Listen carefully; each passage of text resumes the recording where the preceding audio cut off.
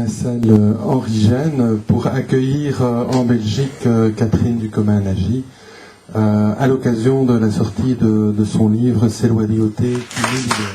Merci beaucoup Marc pour cette introduction et surtout pour l'effort qui a été fourni, d'organiser cette soirée et la journée de demain.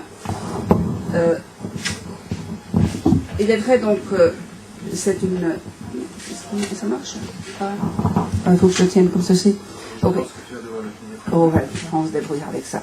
Alors, c'est vrai qu'il y a assez longtemps que je n'ai pas repassé à Bruxelles. Il y avait une période où on était en Belgique assez fréquemment, mon mari et moi, autour de l'Institut liégeois chez Jean-Marie Lemaire. Et nous avons été aussi à quelques fois à Bruxelles, mais il y a eu une période, disons, où nous n'avons pas circulé sur la Belgique, et je suis extrêmement heureuse de pouvoir être ici de nouveau, et surtout aussi de pouvoir partager avec vous certaines nouvelles idées sur l'évolution de la thérapie contextuelle et sur un nouvel étayage, je dirais, de l'approche contextuelle. Et je vais vous expliquer pourquoi. Donc, je ne vais pas vous parler strictement parlant de thérapie contextuelle, ce n'est pas le but de la soirée d'aujourd'hui. Tout de même, on ne peut pas l'oublier parce que c'est le fondement de ce qui va être envisagé aujourd'hui, qui est surtout la question de la loyauté dans tous ses aspects. Dans la première partie de ma présentation, je vais discuter des bases qui ont amené à la découverte de l'importance de la loyauté pour les relations familiales. Et ensuite, examiner la loyauté sous l'angle des 5 dimensions dont nous allons parler tout à l'heure, de ce qui s'appelle la réalité relationnelle, et finir par une discussion d'une nouvelle dimension en thérapie contextuelle, qui en fait est une dimension qui a été reprise et on pourrait dire mise en exergue, mais qui en fait est sous-jacente à toute l'approche contextuelle, et qui est déjà évoqué depuis les tout débuts de la thérapie contextuelle. Donc c'est le parcours que je vous propose ce soir, et avec ensuite à l'appui une discussion dans laquelle vous pourrez poser vos questions ou présenter vos remarques. Vous voyez que j'ai sur cette table une revue scientifique tout à fait passionnante, achetée à la gare du Nord ce matin. Pourquoi est-ce que je vous présente cette chose-là que j'ai failli laisser sur la table parce que je ne suis pas en train d'acheter des cachemires et de la bijouterie? C'est parce qu'en fait, dans cette revue, est un article qui est totalement dans la ligne de ce que je vais vous parler ce soir. Et c'est ça qui est extrêmement fascinant, c'est qu'en fait, des choses qui ont été évoquées par mon mari comme des découvertes qui paraissaient rébarbatives à l'époque, de cette fameuse dimension de l'éthique relationnelle, en fait, on la retrouve maintenant à tous les contours, y compris ici, avec le titre « Et si on était gentil ?» Toute la question, en fait, de la place de l'altruisme, la question de la place de la gentillesse, de la générosité, et le sous-titre ici, bonne nouvelle, aux États-Unis, la gentillesse n'est déjà plus synonyme de faiblesse ou de naïveté, décryptage d'un phénomène qui ne va pas manquer de traverser l'Atlantique. Et on pourrait se poser la question justement de savoir est-ce que cette fameuse thérapie contextuelle a vraiment traversé l'Atlantique ou pas, ou est-ce que justement tout ce mouvement va appuyer des idées qui étaient peut-être rébarbatives à l'époque. Dans le même sens, donc, un livre qui vient de sortir d'un auteur que vous êtes sûr que beaucoup d'entre vous connaissent, Frans de Waal. C'est son dernier livre, Primate et philosophe, où il pose l'hypothèse que notre capacité on pourrait dire de goodness en anglais, on va dire bonté à quelque part, c'est difficile de traduire autrement, est en fait un élément qui est hérité avec tout un tas d'autres choses de nos ancêtres non humains à travers un héritage de type darwinien et à travers le processus de la sélection naturelle. Et que dans ce sens-là, notre capacité d'altruisme, si nous pouvons dire ça, notre capacité de solidarité et de générosité est un élément qui existe chez nous en tant qu'espèce humaine et qui en fait est un élément qui amène un avantage évolutif. Et dans ce sens-là, une chose importante, je ne vais pas en parler ce soir, peut-être probablement demain, c'est cette notion que notre capacité de réciprocité et d'une certaine manière de bonté, si on peut dire, entre guillemets, parce que c'est un mot qui semble assez curieux dans le monde de la thérapie familiale, de discuter de bonté ou de goodness en anglais. Mais je pourrais traduire juste en quelques phrases que De Waal conclut que notre capacité d'agir bien parfois, plutôt que mal tout le temps, a son origine dans les émotions que nous partageons et une capacité que nous partageons avec les animaux, et que en fait il voit cette capacité de tenir en compte des besoins des autres, capacité de solidarité, d'assistance à l'autre, non pas comme une espèce de chose qu'on aurait acquis très tardivement, comme une sorte de vernis de dernière minute sur une nature qui serait une nature égoïste, violente et égoïste, si on peut dire, mais qu'il s'agit en fait d'une capacité que nous avons dès les débuts, dès nos origines. Et cette vision de l'homme comme quelqu'un qui est capable de bonté, même s'il agit mal parfois, d'une manière inhérente à notre nature humaine, amène à des conclusions assez importantes en ce qui concerne toute la discussion, par exemple, des troubles de conduite chez les adolescents, de toute cette notion que les adolescents n'ont pas de conscience, ces adolescents présentant des troubles de conduite n'ont pas de conscience, et une vision de ces adolescents comme des gens qui seraient à écarter ou à contenir par la force, et qui ne sont pas dans la même continuité que les adolescents qui ne se présentent pas ce même genre de troubles. Donc cette vision amène à une possibilité de revoir toute la question du traitement des troubles des conduites sur la base d'une évocation de la capacité à donner de ces jeunes, plutôt que de s'enferrer dans une escalade de revanche réciproque, c'est-à-dire où l'adolescent se venge et ensuite le système scolaire ou public se venge sur l'adolescent avec une escalade de la violence et une escalade des moyens de contrainte et de l'enfermement, de l'emprisonnement. Je ne vais pas aborder ce sujet ce soir, mais simplement pour vous rappeler que ces questions qui peuvent paraître relativement abstraites d'éthologistes, de biologistes de l'évolution, de philosophes, en fait ont des implications très concrètes pour notre société dans la vision que nous avons des jeunes et des possibilités de les aider. Alors, je vais reprendre maintenant un tout petit peu l'histoire de la thérapie contextuelle, où justement, ce qui s'est passé pour mon mari, Ivan Bozomeninage, c'était dans une période qui était nouvelle pour tous les pionniers de la thérapie familiale, qui était de voir ce qui se passait quand on avait en présence plusieurs membres d'une famille, donc un champ tout à fait nouveau pour toute cette génération. Ce qu'il a pu lui mettre en évidence à travers l'analyse de centaines de bandes vidéo, de centaines d'heures de thérapie, c'est que chez le patient psychotique, qui était la population avec laquelle il travaillait, la population de patients qui souffraient de schizophrénie, que la capacité de tenir des comptes relationnels, la capacité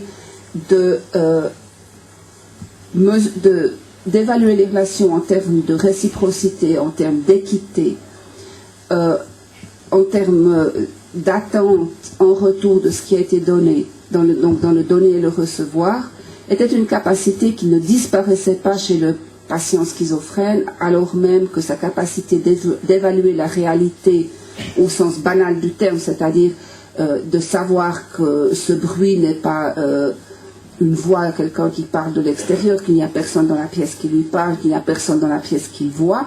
Donc, que ces distorsions de la réalité qu'on trouve chez le patient schizophrène, on ne les retrouve pas dans cette même mesure du tout dans la capacité d'évaluer l'équité dans les relations ou dans une préoccupation pour la justice. Je vous en donnerai un exemple qui m'avait beaucoup touché, moi, en tant que jeune praticienne psychiatre.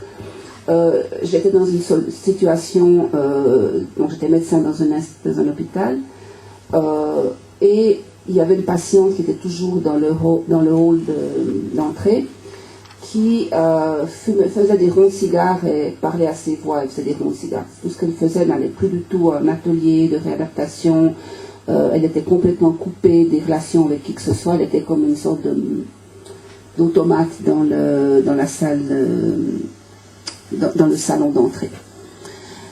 C'était pas du tout une patiente que je traitais moi-même, mais je la connaissais bien parce qu'elle était là tous les matins à la même heure faisant les mêmes ronds de cigares. Et un jour, je suis arrivée au travail assez secouée par une lettre que je venais de recevoir et très perturbée par cette lettre, triste, mal. Elle était mal. J'arrive à la réception, la secrétaire me dit « Bonjour docteur », elle me donne mon pager, vous appelez ça le bip. Je vois ma secrétaire, « Ah bonjour docteur, voilà les lettres à signer ». Et donc aucune prise en compte, si on peut dire, de l'état dans lequel j'étais, qui était pas bien. Et j'entends tout d'un coup comme une voix venant du fond d'une tombe. « Docteur, si vous sentez si mal, il faut rentrer à la maison. » C'était ma patiente dans les ronds de cigares qui était la seule qui avait réellement réalisé que j'étais pas dans un bon état et qu'il aurait mieux valu que je rentre à la maison. Alors que les deux personnes que j'avais déjà rencontrées étaient dans la routine des conventions sociales. Bonjour, bonjour. Donc, c'est un petit exemple de cette capacité qui n'est pas perdue chez le patient psychotique de pouvoir tenir en compte de ces éléments. On l'avait vu aussi dans une séance avec mon mari où un jeune patient psychotique était très agité, il parlait à la caméra, il sautait dans tous les sens et il n'arrivait pas à se concentrer sur le processus de l'interview qui était planifié. Et disant qu'il avait soif, qu'il voulait de l'eau, et mon mari a demandé à l'assistant s'il pouvait amener une bouteille d'eau et un verre, et l'assistant a amené une grande bouteille d'eau et plusieurs verres, et ce jeune homme a finalement d'abord donné des verres d'eau à tous les gens qui étaient assis pour l'interview, et finalement il n'avait plus de verre pour lui et plus d'eau pour lui. Et moi, à ce moment, on a posé la question en lui demandant comment ça se passait dans la famille, et est-ce qu'il était quelqu'un qui essayait de donner, et comment est-ce qu'il donnait à sa mère qui était présente. Et sa mère disait, mais vous parlez de quoi, vous ne voyez pas dans quel état il est, ce type. Regardez comme il était agité, d'ailleurs il est incapable de donner, il n'a jamais rien donné, qu'est-ce que vous imaginez, il est à ma charge, il est tout le temps à l'hôpital, etc., etc. À ce moment-là, le grand-père est intervenu en disant, mais enfin, il t'a quand même donné quelque chose. Elle lui dit, de quoi? Elle lui dit, mais de l'argent. Elle lui dit, mais non, on n'a pas donné d'argent du tout. En réalité, je lui ai emprunté de l'argent que je repaye autant d'intérêts de la banque. Donc il me doit rien, je lui dois rien. La question, c'est qu'il n'est pas la grande banque internationale, il lui a donné toutes ses économies à un moment où elle avait fait faillite et les banques ne voulaient plus lui prêter quoi que ce soit. Donc il lui permettait de redémarrer avec l'argent qu'il avait économisé. Bien sûr, elle le payait, elle le remboursait avec taux d'intérêt officiel, si on peut dire. Mais il avait eu la générosité de mettre à sa disposition de l'argent alors que les banques ne lui auraient jamais rien donné. Et il se privait en fait d'une certaine liberté par rapport à ça. Donc, cette idée que cette capacité de donner, cette capacité de prendre en compte les besoins de l'autre n'est pas effacée par la psychose, a été une grande découverte pour mon mari. Et l'autre élément a été que cette capacité, du rôle de la capacité d'engagement dans les relations familiales. Alors, ces conclusions sur le fait que nous sommes capables de tenir un compte relationnel, que nous enregistrons ce que les autres nous donnent, ce que nous enregistrons, ce que nous devons aux autres, et que nous agissons en fonction de cette balance, a été quand même la grande contribution de la thérapie contextuelle, en disant qu'il s'agit là d'un facteur de motivation, que le facteur de motivation n'est pas simplement, quand nous agissons vis-à-vis des autres, nos besoins émotionnels, mais que nous ne pouvons pas comprendre la manière dont nous nous engageons dans les relations avec les autres si nous ne pouvons pas tenir compte de ce compte relationnel qui détermine comment nous nous positionnons par rapport aux autres. Et qui devient à ce moment-là un facteur de motivation, c'est-à-dire que quand nous avons donné, nous avons une tendance à réclamer notre dû. Quand nous avons reçu, nous sommes dans une situation où les autres attendent que nous donnions à notre tour. Et donc que nous sommes dans les relations proches, toujours dans des balances qui sont constamment en mouvement. Cette vision de la balance est beaucoup plus parlante probablement que celle des grands livres des contes dont peut-être quelques-uns d'entre vous avaient entendu parler, parce que quand on parle de livres de contes, on parle de quelque chose de statique et on parle de quelque chose d'objectif. Votre comptable à la fin de l'année va pouvoir vous dire d'une manière objective si votre commerce fonctionne ou si vous êtes dans le rouge.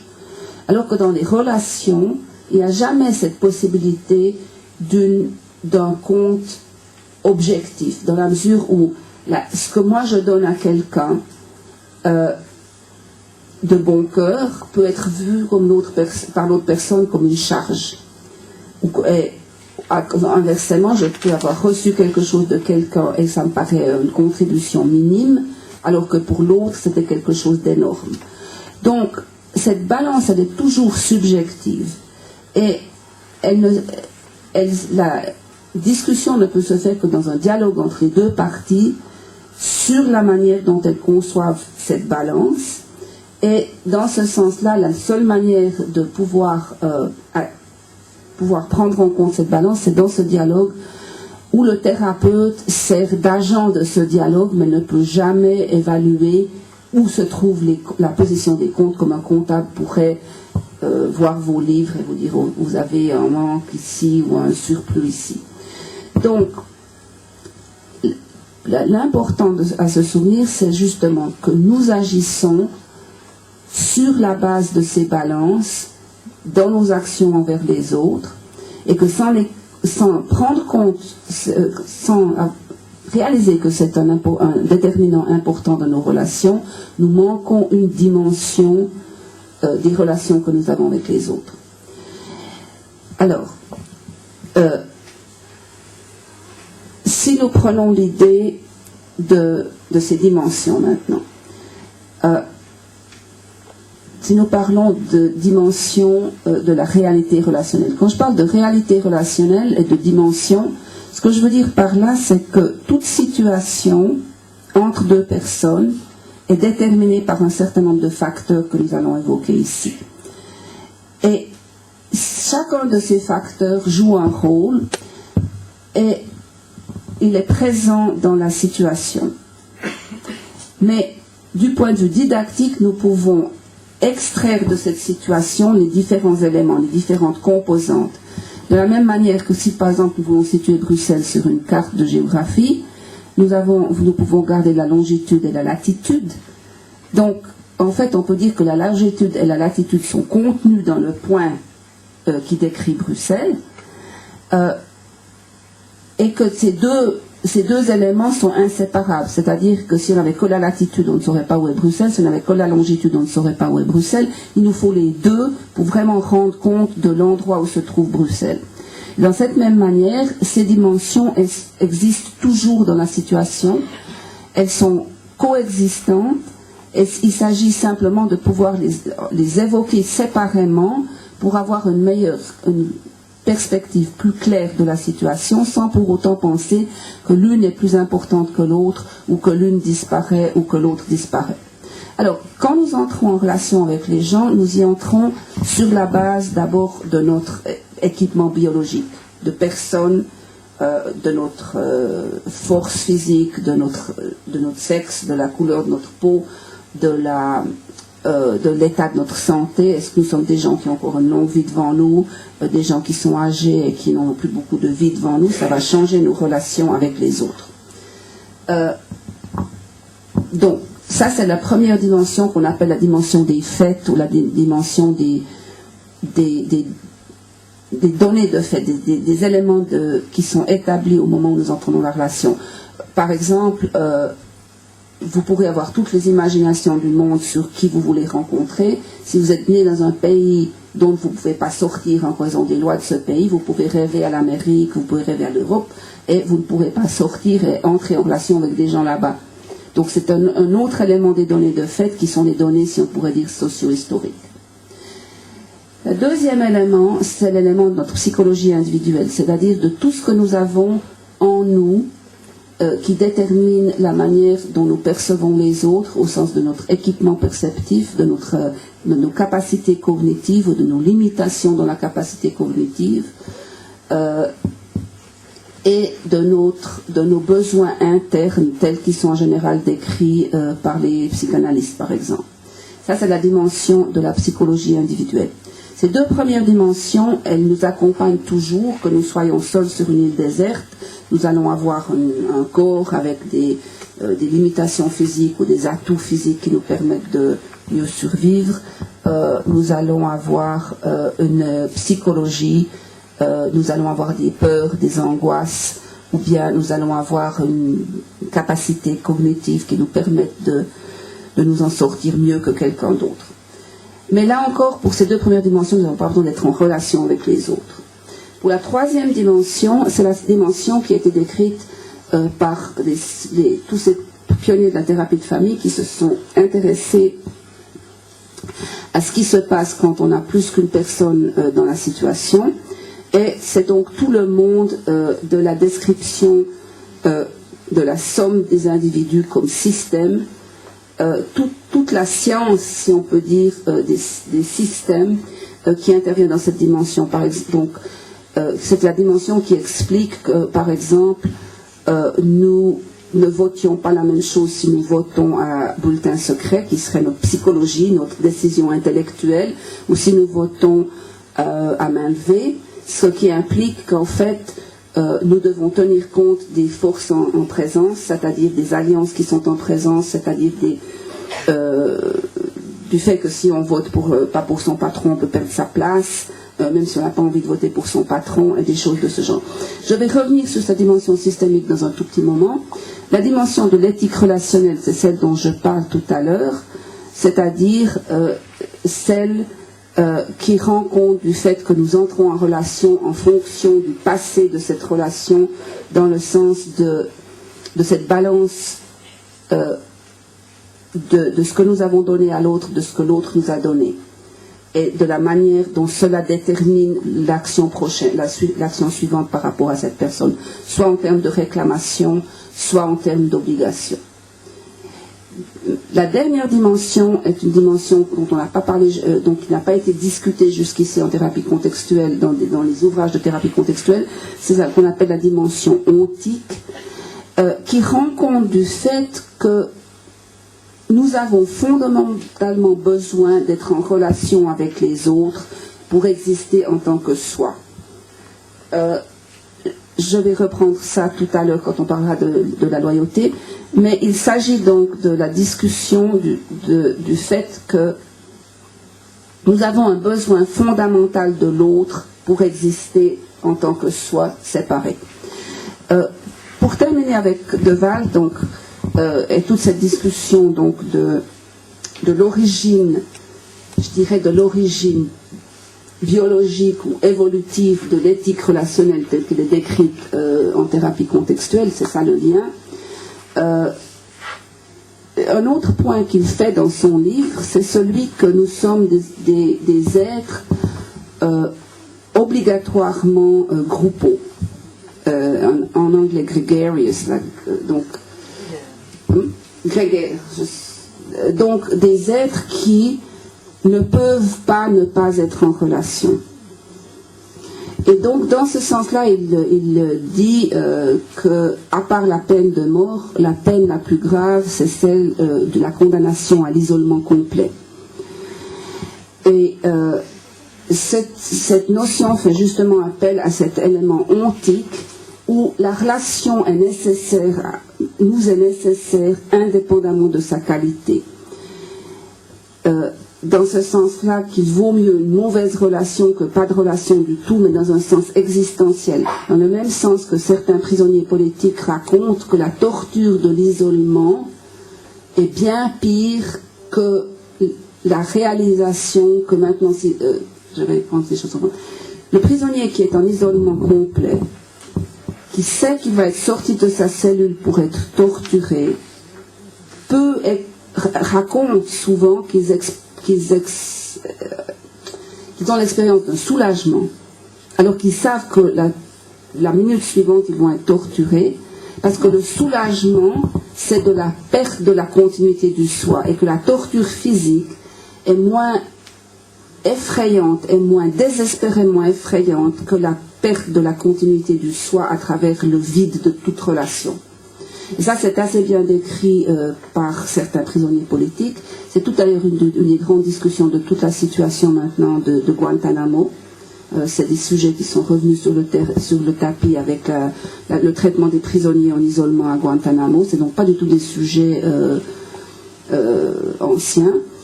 Et d'autre part, c'est le sujet d'un livre extrêmement intéressant. En français, c'est je crois traduit sous le titre du joueur d'échecs de Stefan Zweig.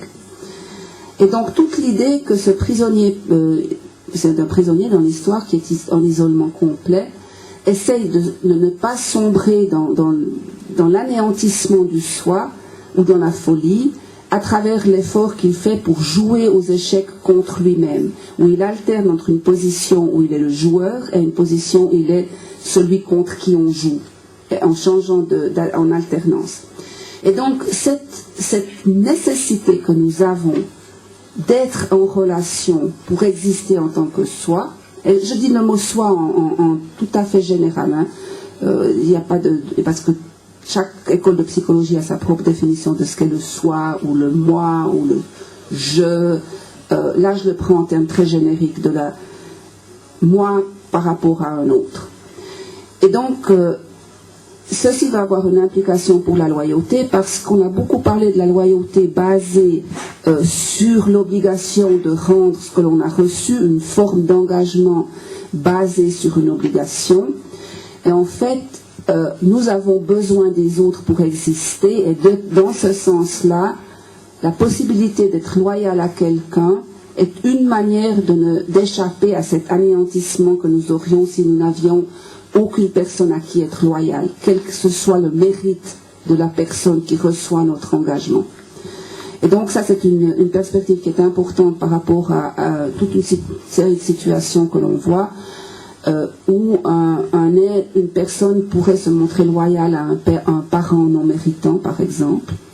Et pour vous rappeler aussi que, on parlait maintenant de torture, d'isolement au sens de torture politique. Je ne sais pas si vous êtes familier avec la question de l'accouchement sous X qui existe en France. Je ne pense pas qu'il existe en Belgique. L'idée dans l'accouchement sous X est qu'une mère a la possibilité de mettre au monde un enfant en entrant dans la maternité comme Madame X, sans aucune possibilité pour l'équipe soignante, gynécologue, infirmière de savoir qui elle est. Et la seule condition, c'est qu'elle laisse son passeport dans une enveloppe scellée au cas où elle décéderait. Mais si elle ne décède pas, elle repart avec son passeport et personne ne saura jamais qui a été la mère de cet enfant. Donc il ne s'agit pas d'un secret, il s'agit d'une incapacité de l'équipe soignante de savoir qui cette personne est. C'était une stratégie qui avait été utilisée probablement pour protéger les avoirs de famille où une femme avait eu une relation avec quelqu'un d'inférieur, si on peut dire, de manière à ce que ce, en guillemets, bâtard ne puisse pas se retourner contre la famille d'origine pour obtenir quelque chose. Donc il n'y avait aucune possibilité de revenir en arrière vers la mère. Donc bien sûr, le père, on n'en parle même pas parce qu'il est à ce moment-là encore plus inconnu. Et alors, ce qui est frappant, c'est que dans toutes les situations d'adoption, de placement, de fécondation par donneur inconnu, soit de sperme ou d'ovule, il semble tout de même que ce soit les gens qui soient nés sous X qui présentent le plus de difficultés, parce qu'il n'y a on pourrait dire aucune patère pour accrocher un chapeau. C'est-à-dire, il n'y a rien sur lequel ils puissent accrocher le rien à cette personne qui les a fait. Alors que, par exemple, que dans une famille adoptive, on peut dire, bon, ta mère était adolescente, elle avait 15 ans quand elle s'est fait, c'est pour ça qu'elle t'a pas élevé. Ta mère avait déjà 10 gamins, c'est pour ça qu'elle t'a pas élevé, etc. Donc, l'enfant peut avoir une vague imagination de quelque chose qui sert de fond à son identité. Alors que dans l'accouchement sous X, il n'y a rien du tout. Alors, ceci étant dit, je vais reprendre donc la discussion de la loyauté sous l'angle de ces 5 dimensions. Et avant de faire ça, rediscuter un petit peu de la découverte de la loyauté comme facteur dans l'homéostasie familiale. Parce que c'est à partir de là qu'il y a une dérive de penser que la loyauté est un lien qui assujettit, un lien qui paralyse plutôt qu'un lien qui libérerait. Je ne vais pas refaire l'histoire de la thérapie de famille ou nous raconter trop de choses. Simplement pour dire 2 choses. C'est que, je pense que tout le monde ici dans cette salle est familier avec les notions de système. Donc, dans leur définition, les systèmes sont des systèmes plutôt qu'un amas de pièces séparées. Donc, par exemple, que le système familial est plus que la somme d'individus jetés ensemble, si on peut dire, parce que les systèmes ont donc une capacité de maintenir leur structure en face de leur environnement et de réagir aux changements de manière à ce qu'ils puissent retourner à leur état de départ après qu'il y ait eu des changements. Donc ça, c'était la grande découverte, donc la définition de tout le fonctionnement des systèmes chez von Bertalanffy dans la théorie générale des systèmes, et donc de l'empreinte de cette théorie générale des systèmes par les thérapeutes familiaux. Le problème de cet emprunt, il est qu'il décrit très bien les mécanismes par lesquels les systèmes pourraient retourner à leur point de départ après les changements, en particulier avec toute la discussion des boucles de rétroaction négative, et dans ce sens-là, donc d'une homéostasie, d'une capacité du système de retourner à son état de départ en fonction de boucles de rétroaction négative. Si je prends l'exemple maintenant, pour bien définir de ce que l'on parle quand on parle d'un système, c'est que, par exemple, dans la mer, la vague n'est pas un système, parce que la vague n'a pas de mécanisme qui lui permette de se maintenir séparée du reste de l'eau, alors que les vagues peuvent être gigantesques, mais très vite, elles redisparaissent en tant qu'eau de la mer. Donc, elles ne sont pas des systèmes dans la mesure où elles n'ont aucun mécanisme qui maintiennent leur structure autour du temps ou qui les font revenir à leur état de départ après qu'il y ait un changement. Par contre, le poisson qui est dans l'eau, il est un système, il est un organisme vivant qui est un système vivant. Il a des mécanismes qui lui permettent d'établir sa limite par rapport à l'eau, qui lui permettent de maintenir sa structure autour du temps et qui lui permettent en même temps de maintenir sa structure malgré le fait qu'avec le cours du temps, toutes ces cellules se sont renouvelées et que les cellules qu'il aura dans 5 mois ou quelque chose comme ça ne sont pas encore présentes. Alors, pour ce qui est des systèmes vivants, le mécanisme, ce qui maintient l'homéostase du système vivant, c'est on pourrait dire à quelque part leur programme génétique. C'est disons qui quand même est le programme qui assure, qui donne les ordres pour que ce système continue d'exister et maintienne son homéostasie. Par exemple, que si l'eau devient plus froide, le poisson a un mécanisme. Si l'eau devient plus chaude, le poisson a un mécanisme. Encore si je parle de température de poisson, je crois que j'en suis dans un mauvais rayon. Donc on va laisser ça. Mais si on parlait d'un serpent dans le désert, on y serait. Alors, par rapport à ça, le problème pour les thérapeutes systémiques, c'est de définir à ce moment-là quelle est cette nature, quelle est la chose qui fait que la famille se maintient en tant que système. Donc on voit bien comment le système est maintenu, mais qu'est-ce qui fait qu'une famille soit un système qui tienne, comme par exemple le poisson est un système vivant parce qu'il a un programme génétique qui le fait continuer en tant que système vivant. Et là, il semble, et je ne vais pas aller trop loin dans la discussion, mais il semble que c'est vrai que les thérapeutes familiaux classiques ont de la peine à définir quel est l'ingrédient qui fait que ce système existe et maintienne son homéostasie. Et que là, la proposition qui était faite par mon mari, c'était de dire que la loyauté est cet ingrédient, que c'est en fait l'engagement personnel de chacun des membres de la famille à rester membre de cette famille qui devient l'ingrédient qui fait que la famille continue d'exister en tant que système. Et que dans ce sens-là, il y a bien sûr une famille qui existera dans la continuité génétique, c'est-à-dire que, à moins qu'il y ait une extermination d'une famille complètement, il y a toujours des gènes qui passent d'une génération à l'autre et que dans ce sens-là, la survie du système familial, elle est assurée à travers la survie des gènes des membres de la famille. Ça, c'est un des éléments. Certainement qu'il y a des lois qui font que les parents ne peuvent pas simplement balancer leurs enfants sur la rue et qu'ils doivent garder leurs enfants jusqu'à ce qu'ils soient adultes. Sinon, il s'agirait d'un abandon d'enfants et qui serait puni. Donc, il y a des lois qui assurent en quelque sorte la stabilité du système familial. Il y a l'attachement affectif des membres de la famille les uns avec les autres qui assure la continuité de la famille. Mais qu'il y a aussi justement cet engagement à travers la loyauté à maintenir l'existence de la famille. Alors, s'il est vrai que la loyauté est un des ingrédients de stabilité de la famille, de l'homéostasie de la famille, elle peut aussi avoir mauvaise presse dans les moments où on souhaiterait justement les changements, puisque pour les thérapeutes familiaux, souvent c'est la capacité homéostatique du système familial qui devient un problème, parce que justement la famille, dans ce sens-là, résiste au changement. Et que la famille tente à bloquer les changements qui seraient souhaitables pour un ou l'autre des individus, ou tente à bloquer les changements qui seraient induits par un thérapeute.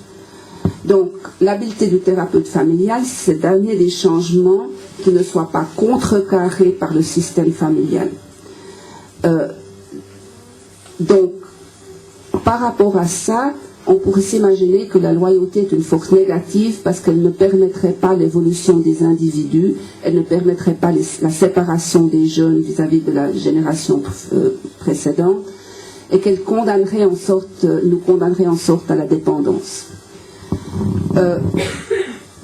Donc, dans ce sens-là, toute l'idée donc qu'il faudrait en somme à quelque part nous guérir de notre loyauté, nous permettre de ne pas être loyaux. Or, il y a une autre manière de voir les choses qui semble plus utile que cela, c'est de voir que justement, parce que la loyauté est ce ciment des relations familiales, que dans ce sens-là, la loyauté, l'offre de loyauté vis-à-vis des membres de la famille permet aussi une assez grande liberté dans l'expression de cette loyauté. Et que dans ce sens-là, c'est un des éléments pour lesquels on pourrait dire que la loyauté peut nous libérer. Je vais maintenant reprendre un certain nombre de points. La loyauté aussi assure l'homéostasie familiale parce que la loyauté définit un intérieur et un extérieur. Donc c'est dans ce sens-là qu'elle a un effet systémique, si on peut dire, c'est qu'elle définit l'ensemble des gens vis-à-vis de qui je suis loyaux, par contraste aux autres personnes vis-à-vis de qui je m'engage moins.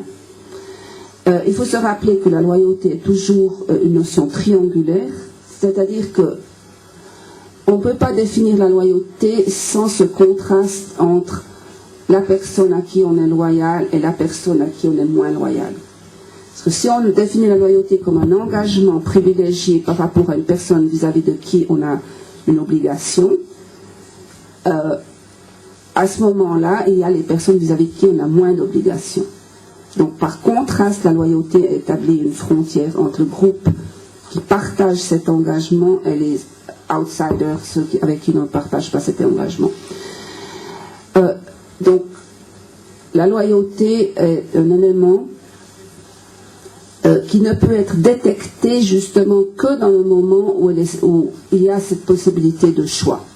Par rapport à ça, on pose toujours la question de savoir si la loyauté est visible ou invisible. Et en grande partie, la loyauté est invisible, mais dans une manière très particulière. Elle est aussi invisible que le champ magnétique que le champ magnétique est invisible dans cette pièce. C'est-à-dire que je suis dans cette pièce, j'ai aucune idée de savoir où est le nord, le sud, l'est ou l'ouest. Mais si j'avais une boussole à la place d'une montre, l'aiguille de la boussole réagirait au champ magnétique et à partir de là, le champ magnétique serait révélé par cette boussole.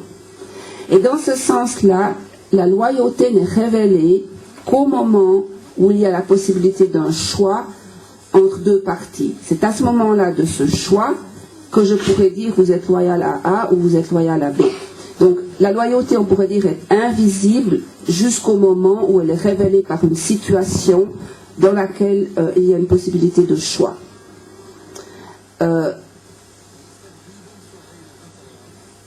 Maintenant, je vous donne un exemple que j'ai donné hier à propos d'un drapeau. Je vis aux États-Unis, je suis d'origine suisse, je ne me sens pas particulièrement suisse, je ne suis pas au club Edelweiss de Philadelphie, je ne chante pas le yodel au 1er août, et je ne mets pas de drapeau rouge à croix blanche dans mon jardin dès que je me lève. Ok. Donc, je me sens aussi peu suisse que l'être dans ce sens-là. Je vis aux États-Unis depuis 20 ans. Nous avions un immeuble professionnel et nous avons loué le premier étage de l'immeuble à un locataire. Un jour, j'arrive au bureau et je passe devant la maison en circulant et je vois un drapeau américain dans ma pelouse. Et je me dis, mais c'est pas possible. Qui c'est qui a fait ce coup-là? Et avec vraiment l'envie de dire, mais non d'une pipe, je vais l'enlever. C'est pas mon drapeau. Et c'était en fait le 4 juillet, la fête nationale, et c'était tout à fait normal que mon locataire ait mis un drapeau américain. Mais ce que je veux dire par cet exemple, c'est que j'ai pas du tout réalisé que j'étais suisse avant que cette personne plante son drapeau américain dans ma pelouse, qui a donc révélé ma loyauté, qui n'était pas vraiment consciente de ma part, au sens de justement être sûr que je mette un drapeau suisse le 1er août dans ma pelouse. Donc, dans ce sens-là, on peut dire que la loyauté est invisible, sauf au moment où elle est sollicitée dans une situation concrète. Maintenant, elle peut s'exprimer d'une manière directe, c'est-à-dire que je m'assure de mettre le drapeau suisse le 1er août, ce serait la manière directe de l'exprimer, ou bien elle peut s'exprimer indirectement en demandant à mon locataire d'enlever son drapeau américain parce que ça me dérange.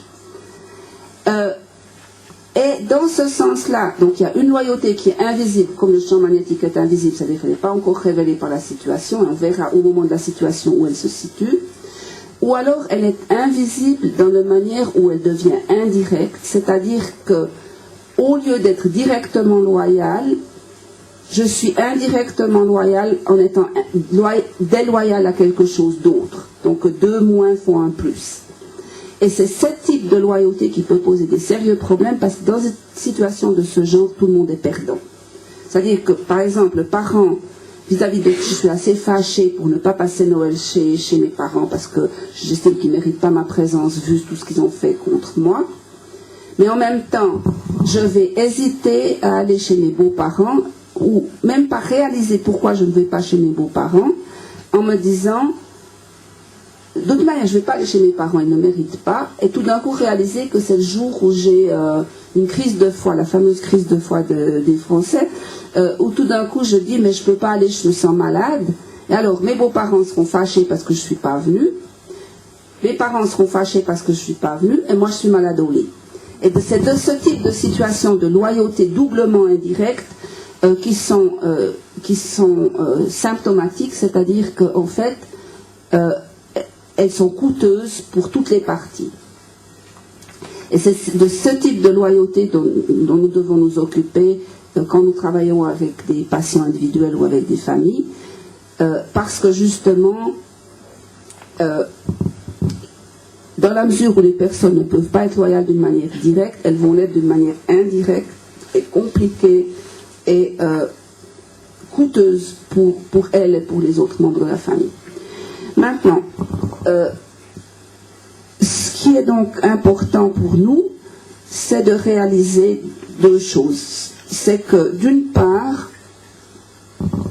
donc la loyauté est inséparable de conflit de loyauté, c'est la fameuse tirade du Cid, il faut venger un père et perdre une maîtresse, réduit au triste choix ou de trahir ma flamme ou de vivre en infâme, des deux côtés le mal est infini, je dois à ma maîtresse aussi bien qu'à mon père.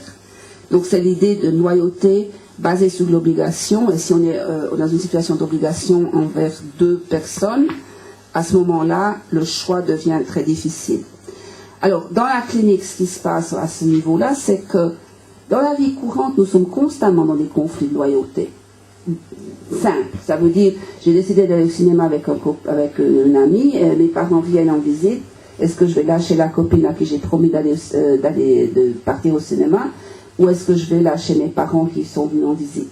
Alors, dans l'ensemble, dans la vie courante, on s'accommode de ces situations en étant équitablement déloyaux. C'est-à-dire qu'une fois, je dis à ma copine, écoute, je suis désolée, mes parents viennent d'arriver. Puis l'autre fois, je dis à mes parents, écoute, j'avais promis à ma copine d'aller au cinéma. Alors cette fois, je vous demande de m'excuser, mais je ne pourrai pas sortir avec vous. Et que finalement, on reste équitable à tour. Pas dans la situation immédiate, mais à tour. Pour ce qui est des enfants, et en fait, il y a la loyauté aux deux parents quand les parents sont ensemble. Et en fait, deux problèmes pour les enfants de parents divorcés.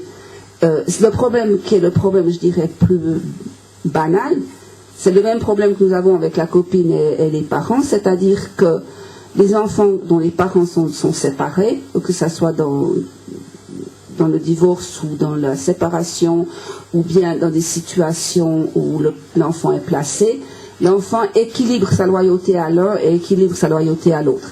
Ce qui devient une charge pour l'enfant, mais qui n'a encore pas à voir avec un vrai clivage de loyauté. C'est-à-dire, par exemple, il y a des enfants qui acceptent de manger 2 gâteaux d'anniversaire, qui soufflent 2 bougies pour ne pas faire de jaloux. C'est un poids par rapport à l'enfant qui en a besoin de manger qu'un gâteau et de souffler qu'une seule bougie.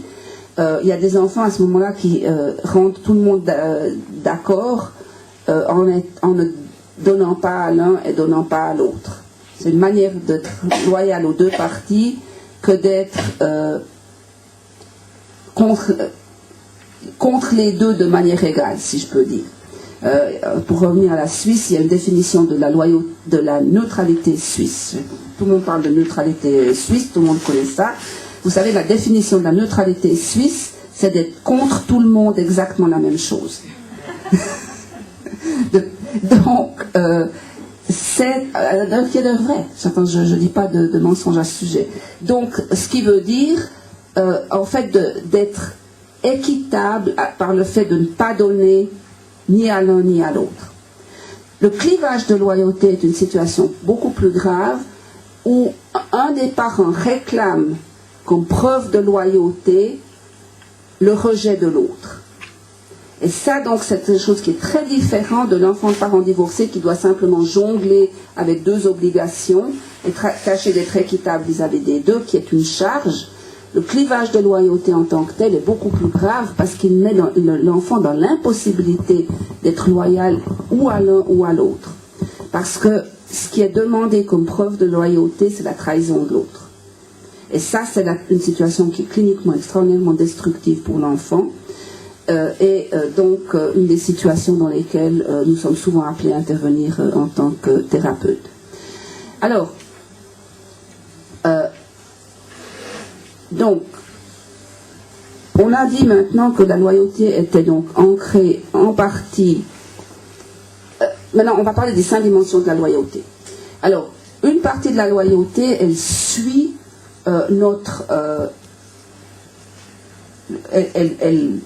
elle va dans le même sens que nos liens de sang. C'est-à-dire que dans la mesure où nous avons des liens de sang avec nos parents, et si nous continuons leur famille, c'est-à-dire en ayant nous-mêmes des enfants, nous leur sommes loyaux sans avoir grand-chose à faire. Que dans ce sens-là,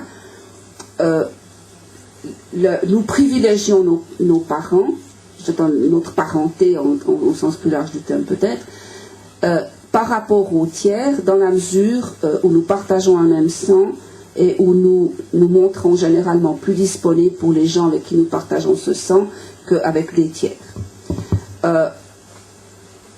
Maintenant, dans le sens psychologique, il y a des formes de nous privilégions nos parents pour des raisons qui n'ont pas toujours à voir avec la loyauté. Là, il y a une très grande confusion à propos de ces fameuses loyautés invisibles.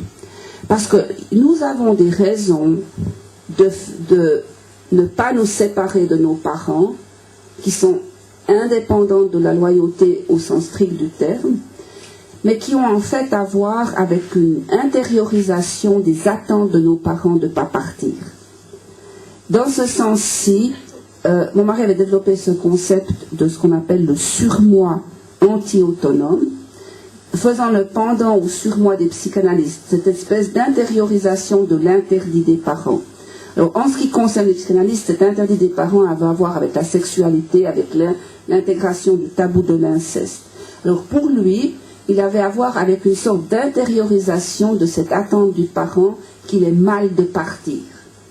Et dans ce sens-là, l'idée de se séparer du parent entraîne une culpabilité psychologique du même ordre que la culpabilité psychologique dont souffre la personne qui pense à qui a une impulsion sexuelle et qui en même temps a intégré ce tabou de la sexualité. Dans ce sens-là, la personne ne se sépare pas, ne part pas, ou on pourrait dire reste loyale aux parents, en fonction de cet interdit intériorisé.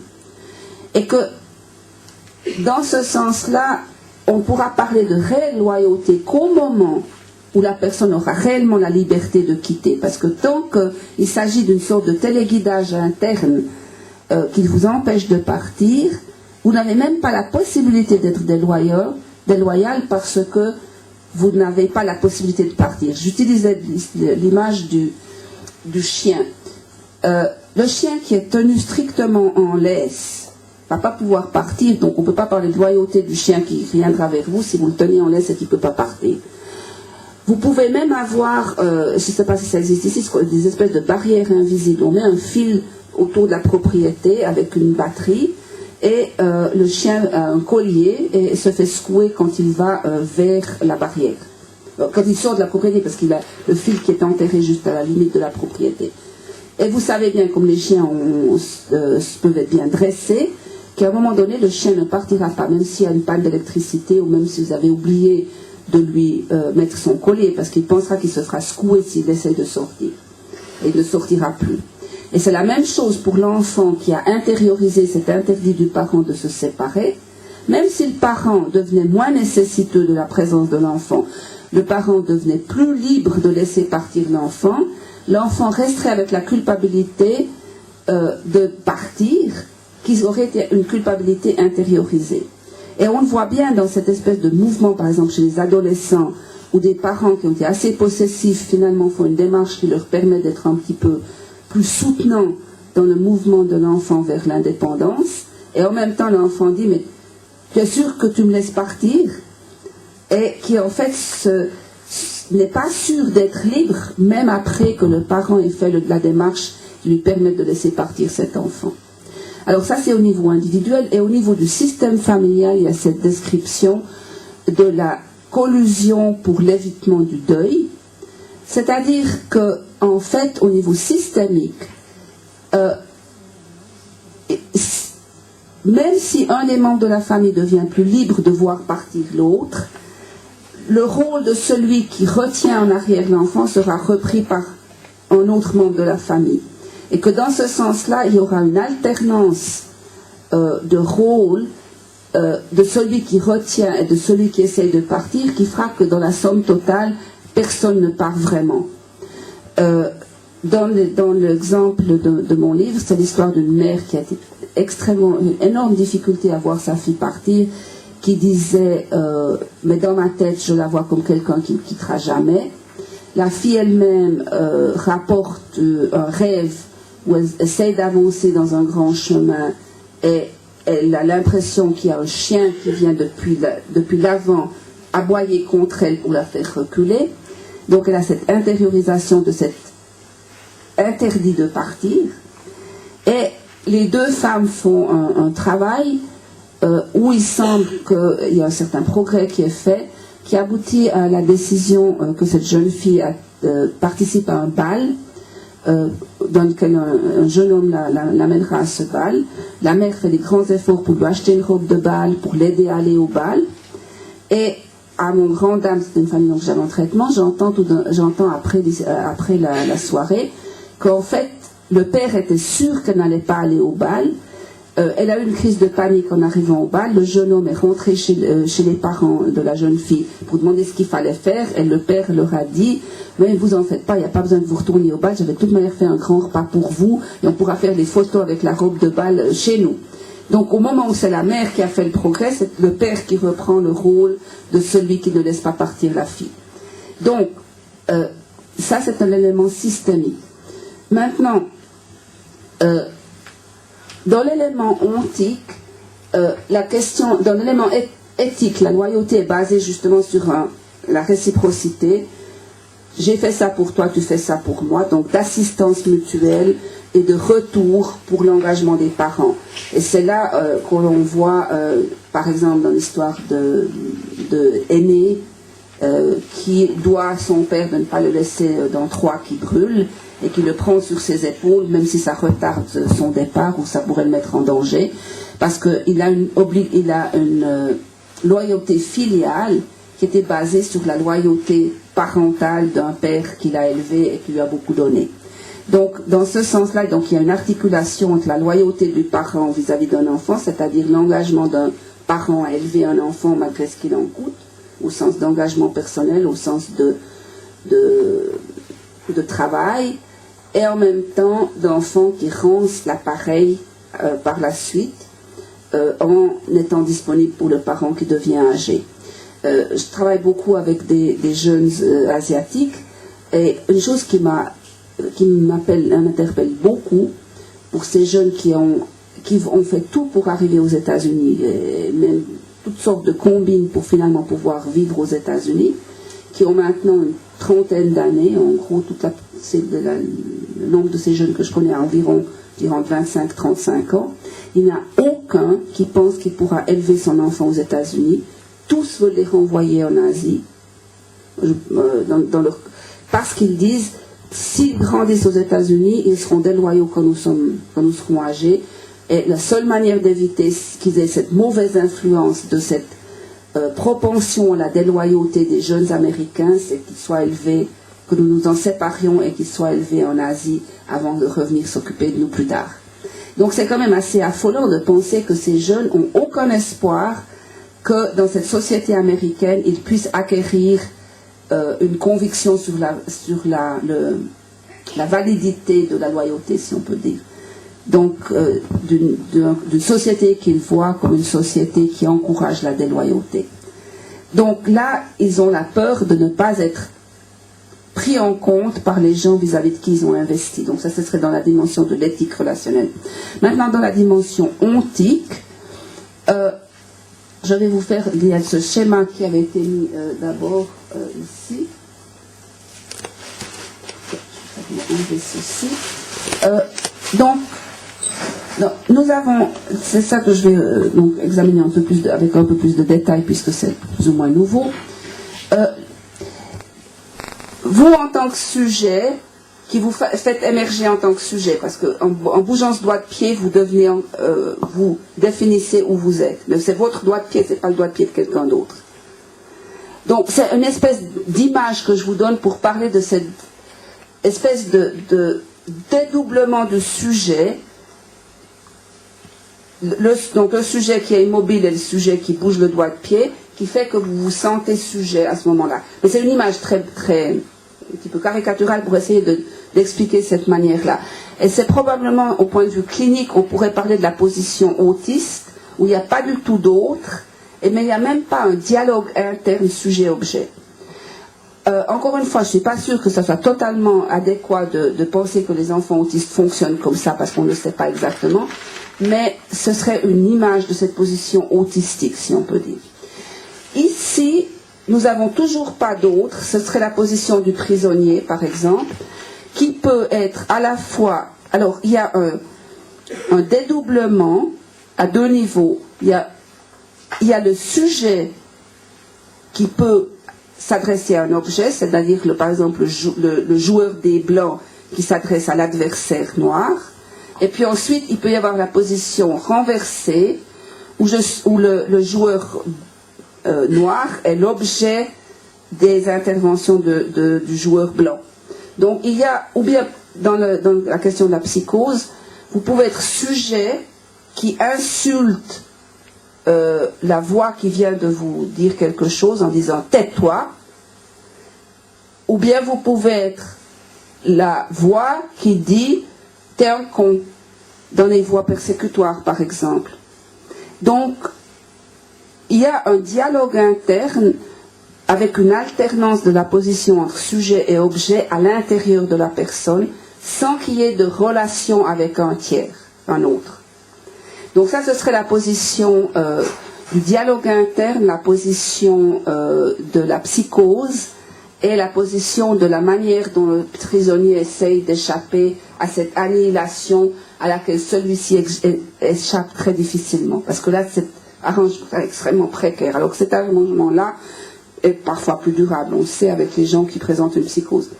Pour ceux qui travaillent avec des patients psychotiques, se souvenir aussi que parfois, le médicament qui permet que les voix se taisent, qui devrait être un énorme soulagement pour le patient psychotique, peut aussi être un moment de dépression, parce que tout d'un coup, il y a arrêt du dialogue interne, et que c'est des tournants de la thérapie auxquels il faut être attentif. La troisième situation est une fusion intersubjective entre A et B, par exemple la fusion parent-enfant.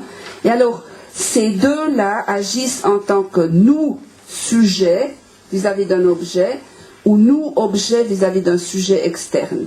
C'est en anglais cette situation du we-ness. On ne dirait pas en français nous-est, mais ce serait quelque chose comme ça. Ça veut dire que c'est une dyade qui fonctionne en tant que nous par rapport à un autre, alors qu'il peut se positionner soit en tant que sujet, soit en tant qu'objet de l'action. Maintenant, la quatrième manière, alors là, il y a deux personnes bien séparées, mais la personne A n'est capable seulement d'être l'objet des actions de la personne B. Au point de vue clinique, on pourrait parler ici de personnalité dépendante. C'est parce que ces personnes qui sont au service, par exemple, d'un patron, au service on voit certaines infirmières des fois, certaines secrétaires, ou dans l'armée peut-être certains soldats, qui sont complètement dans la nécessité d'être commandés. Ils ne peuvent être que l'objet de la commande de l'autre et n'arrivent jamais à se positionner en tant que sujet. Alors inversement, il y a la position narcissiste, où la personne ne peut que commander, ne peut pas tolérer d'être commandée. Alors bien sûr que on peut voir dans des situations ou bien de travail ou bien de couple, celui qui a cette position va rencontrer celui qui a cette position et qu'il y a parfois des arrangements relativement stables dans des arrangements de ce type. Mais donc, il y a l'incapacité pour la personne de changer de position, soit être complètement celle qui est commandée et qui est l'objet de l'autre, ou bien qui est complètement le sujet dans la personnalité narcissique, qui ne peut pas tenir compte des besoins de l'autre, qui ne peut être que dans la position de diriger l'autre. Et la dernière position ici, donc deux personnes bien séparées, qui peuvent être dans un dialogue où à la fois elles peuvent être sujets et à la fois elles peuvent être objets. Donc une fois je te dis de faire cela et une autre fois tu me dis de faire cela. Donc si on parlait du langage de Buber à propos du dialogue je-tu, ceci serait le vrai dialogue je-tu, où on ne chosifie jamais l'autre, on est toujours dans une relation avec l'autre, Et là, ce serait deux formes du dialogue je, cela, où donc l'un chosifie l'autre, mais soit dans une position, soit dans l'autre. Donc, ce qui est important dans ce schéma, c'est de dire que, au point de vue clinique, nous avons tous un besoin ontique dont personne ne peut nous guérir, parce que nous guérir de ce besoin ontique, ce serait dire que nous n'avons jamais besoin des autres pour exister, et ce serait ou bien nous précipiter dans ce type de situation, ou à la limite dans la mort.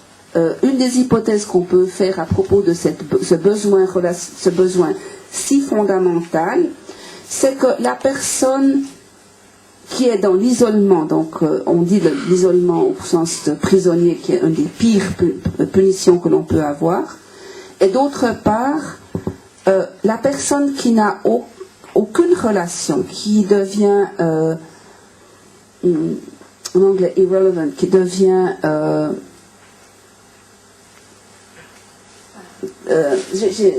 ça va me revenir, la personne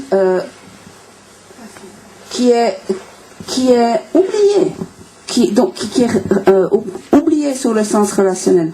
La personne dans un orphelinat dont personne ne s'occupe, le bébé donc qui est vis-à-vis de qui personne n'a un investissement relationnel. Le vieillard, la personne qui n'a plus de sens dans les relations, est quelqu'un qui en fait est en danger au niveau vital. On voit ces gens oubliés dans une maison pour personnes âgées, donc qui n'ont plus la possibilité de s'insérer dans une relation. Donc ils sont des gens qui sont nourris, qui sont vus par des gens, mais qui n'ont plus d'impact sur la relation, qui n'ont plus de sens. En fait, il n'y a plus de sens parce qu'il n'y a plus de relation. Et on peut probablement mourir de cela. Et bon, c'est pas quelque chose qui est pris médicalement, mais c'est quand même frappant de voir ces gens qui tout d'un coup meurent sans qu'il soit rien passé de particulier, ou même par exemple dans des situations où deux partenaires ont un Alzheimer, ils n'ont pas la mémoire au niveau de la dimension, dans le sens de la dimension de la psychologie, ils n'ont pas de mémoire directe de l'autre, mais si un meurt, l'autre meurt. En fait, il y a une espèce de perte du fond qui met en danger celui qui reste, même s'il n'y a en fait pas de transaction ou de relation au sens habituel du terme. Donc, pour nous en tant que thérapeutes, l'important c'est de réaliser que ce sont les 6 choix relationnels, enfin choix, c'est les 6 possibilités que nous avons d'être en relation avec les autres, et que soit au niveau développemental ou au niveau de la psychopathologie, nous nous trouvons à un endroit ou l'autre. Alors bien sûr que pour ce qui est de l'enfant qui a un parent qui a ce type de besoin va être absorbé par le parent dans cette fusion intersubjective. L'enfant qui rencontrerait un parent psychotique qui n'arrive pas à intégrer le dialogue avec une personne réelle serait en panne de relation et risquerait à ce moment-là de retomber dans une position plutôt autistique si le parent était incapable de tenir en compte cet enfant. Et j'ai eu un cas clinique dans ma carrière d'une situation de 2 parents qui étaient dans ce type de position, qui n'avaient jamais consommé leur mariage, et un génie de la gynécologie locale leur a proposé une insémination artificielle, et ils n'ont pas pu entrer en relation avec l'enfant, et en fait cet enfant était dans une position qui n'était pas très loin de celle-ci. Bon, avec le traitement les choses ont évolué, mais c'était quand même frappant que dans une situation extrêmement artificielle justement, où de 2 personnes qui n'arrivaient pas, qui s'étaient mis ensemble mais qui n'arrivaient pas à être dans un A et B, une relation entre A et B, n'ont pas pu assumer une relation avec un enfant. Alors, la même chose ici, ce serait l'enfant parentifié, ici, où le parent se tourne vers l'enfant pour avoir une direction, où le parent attend de l'enfant une direction, et où l'enfant en fait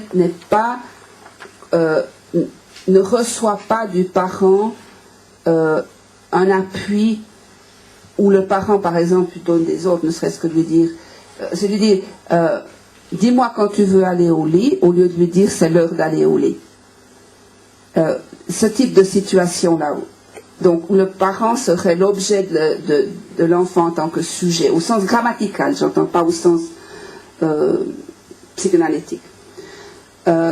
Alors l'inverse, c'est le parent qui ne pourrait pas tenir compte des besoins de l'enfant et qui ne pourrait jamais laisser l'enfant s'exprimer. Et dans la dernière situation, c'est la possibilité pour un enfant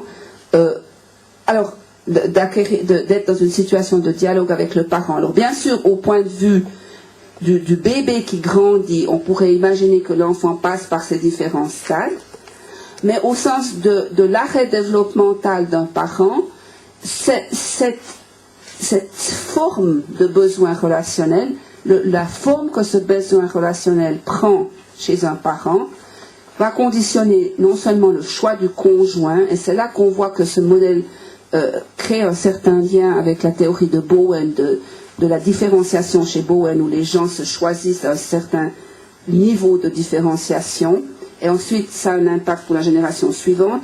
Donc là, il y a une sorte de parallèle où la position relationnelle de l'enfant sert à ce moment-là d'une sorte de gabarit qui servira de modèle à ce que l'enfant, lui, peut devenir dans les relations avec les autres. Et c'est là qu'il y a une sorte de transmission intergénérationnelle de ce type de gabarit. Je dis le mot gabarit comme dans l'industrie, on a des gabarits pour couper le métal ou par exemple les fers pour faire les biscuits, par exemple. Où la pâte qui dépasse, on ne peut pas la mettre dans le moule, et puis s'il y avait de la pâte en moins, il faudrait en rajouter pour toucher les bords. Donc il y a une sorte de définition de la grandeur du biscuit à travers cette forme. Donc là, on a un déterminant multigénérationnel du type de relation dans lequel les gens peuvent se placer, qui n'est pas entièrement basé sur la loyauté. Pourquoi ? Parce que justement, c'est qu'à partir du moment où l'enfant aurait la possibilité, par le fait qu'il a rencontré d'autres relations qui lui ont permis de se construire différemment, où il a été aidé en thérapie, c'est qu'au moment où l'enfant pourrait ne pas répondre aux besoins du parent, n'est pas simplement le résultat de ce gabarit où il est coupé exactement à la grandeur des besoins du parent, c'est qu'à partir de ce moment-là que la question va se poser pour l'enfant de savoir comment être à disposition d'un parent qui est nécessiteux, si on peut dire au sens large du terme. Dans ce sens-là, si je prenais encore une fois l'exemple de mon chien, l'enfant qui a internalisé l'attente du parent de ne pas partir, qui d'autre part a expérimenté un mode relationnel lié aux besoins du parent, est comme le chien qui aurait pris l'habitude de ne pas partir du jardin parce qu'il sait qu'il va se faire secouer et qui connaît que ce jardin-là, et que pour parler de loyauté, il faudrait pouvoir parler d'un chien qui puisse quitter la propriété et choisir de revenir. C'est là, à partir de ce moment-là, qu'on pourra réellement parler de loyauté. Alors, donc, se rappeler ici qu'il y a des mécanismes de répétition multigénérationnelle qui sont basés sur le mécanisme interne d'intériorisation d'attente des parents, sur l'expérience d'un type de mode relationnel, et qui sont aussi basés, et qui sont donc, dans ce sens-là, pas basés sur la loyauté. Il y a un autre type de mouvement intergénérationnel qui est basé sur ce qu'on appelle la légitimité destructive. Ça veut dire sur l'attente d'un parent d'une compensation pour ce qu'il n'a pas eu dans le passé, qui se tourne vers l'enfant, qui lui-même va répondre à l'attente du parent, mais en même temps être lésé et à la suite présenter sa demande de compensation dans la génération suivante. Donc un enchaînement de légitimité destructrice, parentification, qui est source de légitimité destructrice, source d'exploitation de l'enfant dans la génération suivante, source de légitimité destructrice dans la génération suivante, et ainsi de suite. Alors, avant de terminer et de passer à vos questions, comment se fait-il que la loyauté peut être un élément qui libère ? C'est-à-dire que s'il est vrai que nous avons besoin des autres pour exister, s'il est vrai que nous sommes dans des situations où des attentes sont placées sur nous par des parents, qui sont des attentes à quelque part invalidantes, si on peut dire.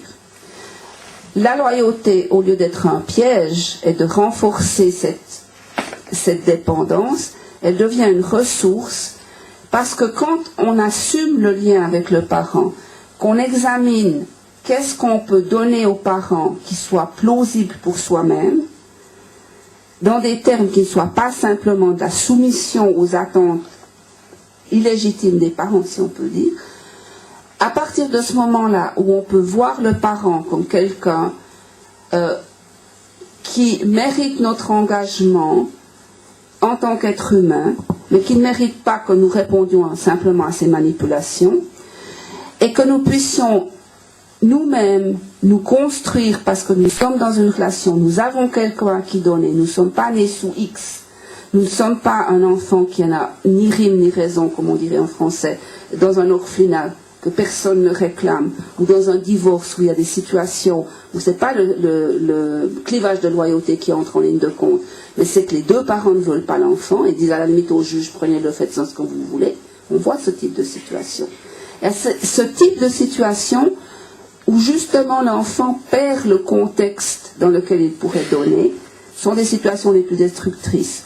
Donc pour l'enfant, de trouver la capacité de donner dans des termes qui soient viables, et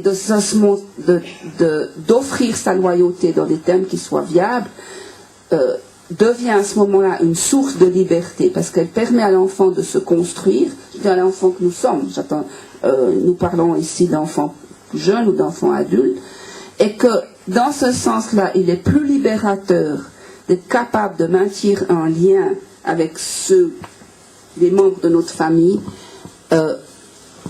et d'assumer ce lien dans des termes qui soient viables, plutôt de couper le lien ou de n'avoir personne à qui donner parce que personne nous réclame et que personne attend notre loyauté. Donc c'est dans ce sens-là que je vois la loyauté comme un lien qui libère. Et je vais en rester là parce qu'il ne nous reste pas beaucoup de temps et j'aimerais avoir assez de temps pour vos questions, vos réactions. Je vous remercie de votre attention.